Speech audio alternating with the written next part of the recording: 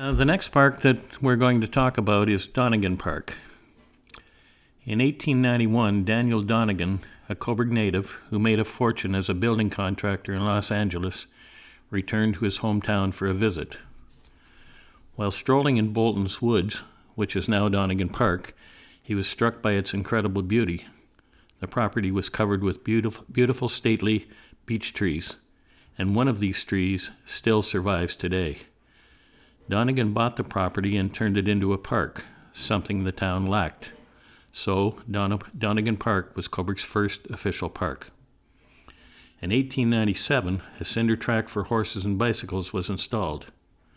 That same year, a large horse race attracted fine horses from all over the area.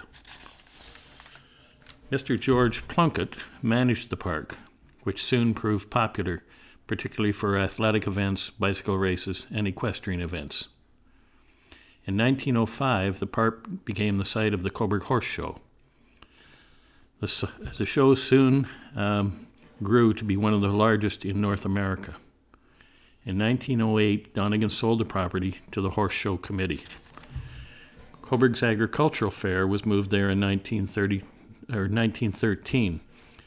With it came most of the fair buildings, relocated from the old fairgrounds in Darcy Street and University Avenue, and possibly west as far as Henry Street, and north towards the tracks.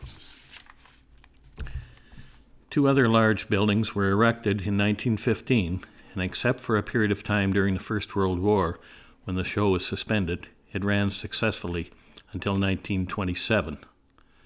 The park was also known as Horseshoe Park, and in 1943, shortly after the local chapter of the Kiwanis Club was established in town, it was given a 100-year lease to manage the park, and it was often referred to as Kiwanis Park.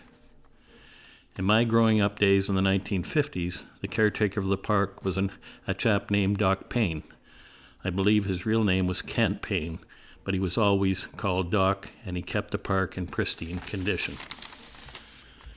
Players of the day included Lloyd and Wilf Huskisson, Kurt Stanley, and a chap named Barkhouse, all transplants from the East Coast and all fine players.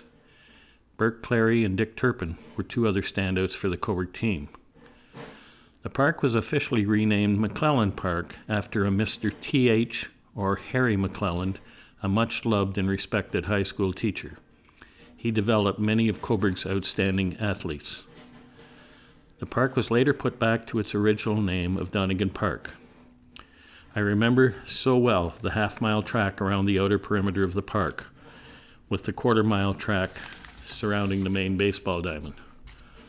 I've also read somewhere that at some point in time, greyhound races were held on the big track and drew a crowd of over 5,000 people.